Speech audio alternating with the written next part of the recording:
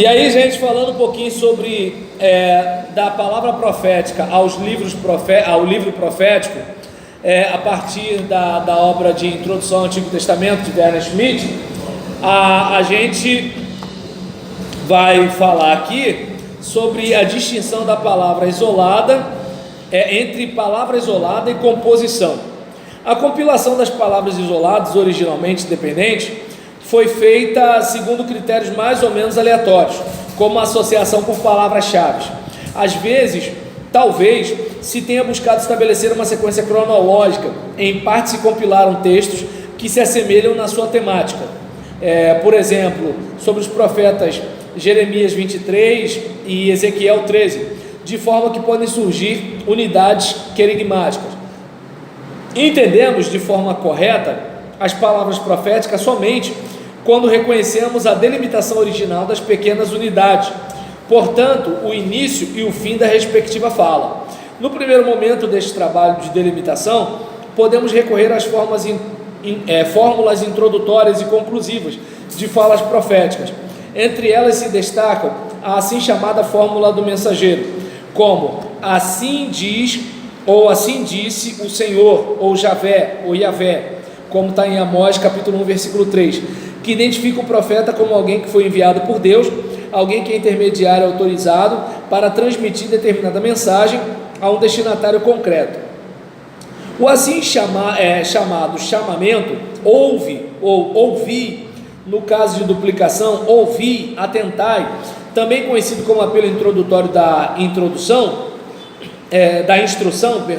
se origina no ensino da sabedoria, como em Provérbios capítulo 1, versículo 8 e Provérbios 4, versículo 1.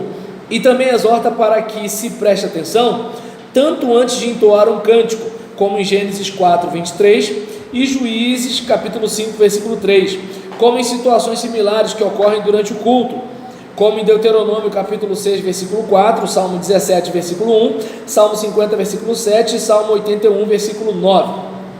Tanto o próprio profeta, de acordo com Isaías capítulo 1, versículo 2 e versículo 10, capítulo 32, versículo 9 e Miqueias 1, versículo 2, como também a redação posterior, conferir Oséias capítulo 4, versículo 1 e Amós capítulo 3, versículo 1 e outras, aproveitam este chamado para introduzir de forma enfática a sua pregação e caracterizá-la como palavra de Deus.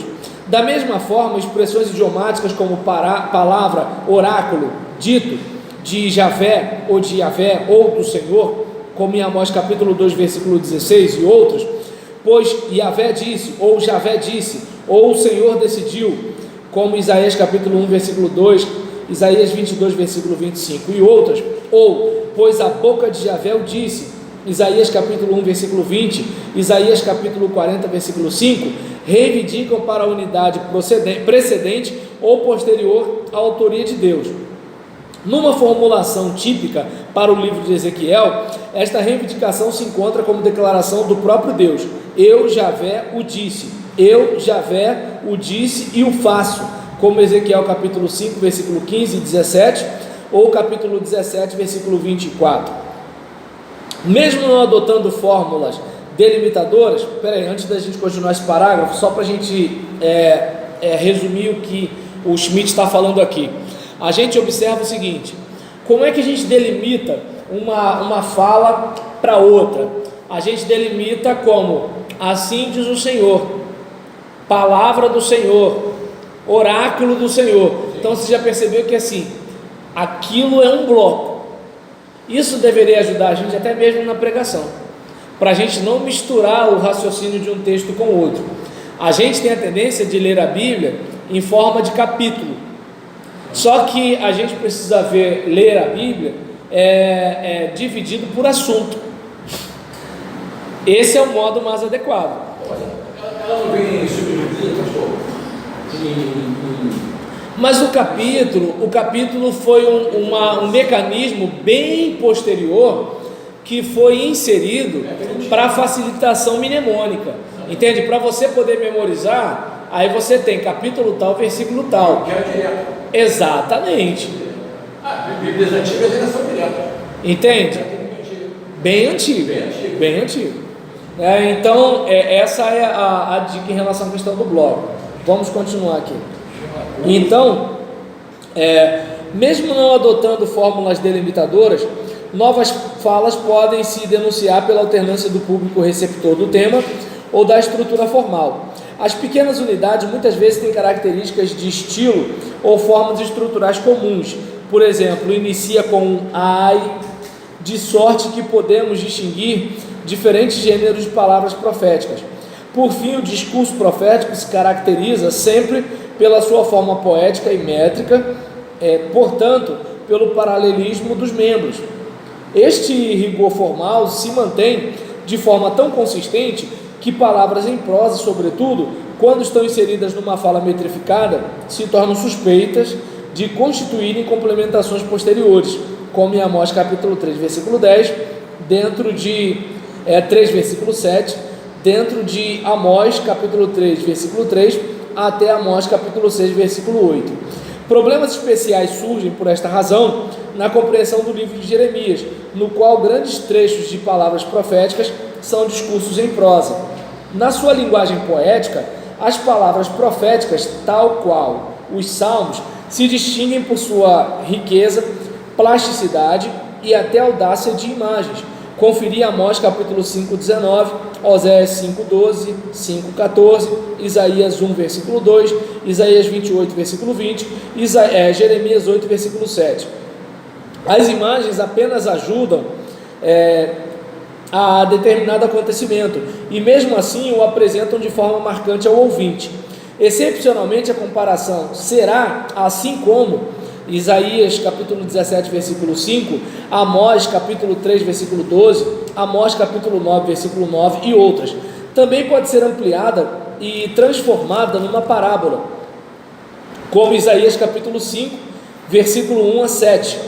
Se a palavra isolada, delimitada por sua forma e conteúdo, estava sozinha na sua situação original, que apenas podemos inferir, o seu significado pode se deslocar por influência do contexto literário em que agora está inserido.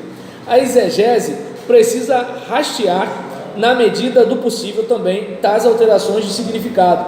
A questão da intenção de um texto dentro do seu contexto, em última análise, dentro do livro todo, procura-se abordar na história redacional. E aí, é bom a gente observar o seguinte, a distinção entre palavra isolada e composição, a gente vê na seguinte forma: você está com um texto e aí de repente está, ai de ti, ai daquele, ai de não sei quem, assim diz o Senhor, assim diz o Senhor, ouve a palavra do Senhor, ouvi, ó Israel. E aí, ou então, a boca do Senhor o disse, palavra do Senhor, eis que te digo, diz o Senhor, não sei o que, não sei o que, não sei o que lá. Ou seja, algumas dicas de que está começando ou de que está encerrando um bloco. Daí onde, por exemplo, corre o risco de você achar que tem como é que eu posso dizer? De achar que tem uma divisão, né, entre blocos por causa de delimitações como essa aqui, né? Então é algo para a gente pensar, porque a gente pegando assim, até na hora de pregar, imagina quando você vai pregar, e é nisso que você vai pregar, você prega dentro daquele trecho, você não mistura as estações, você está pregando dentro de um bloco, você está pregando dentro de um contexto. Quando você vai para o comentário bíblico, você vai para o comentário para estudar aquilo ali, você vai para o grego e para o hebraico para estudar aquilo ali, né? Então você vai pesquisar aquilo ali, então você delimitou a parte que você vai trabalhar, certo? Então a gente agora vai para o próximo vídeo, onde a gente faz uma diferenciação entre a palavra profética original e a redação posterior.